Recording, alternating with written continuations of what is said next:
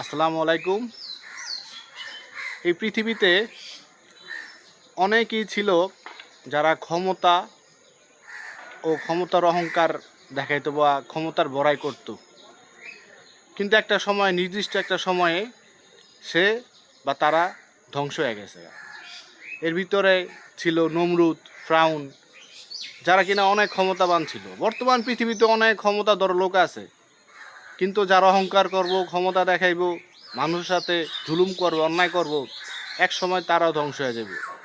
যেমন ফেরাউন ধ্বংস হয়ে গেছে, নমরুদ ধ্বংস হয়ে গেছে, কেউ নাই।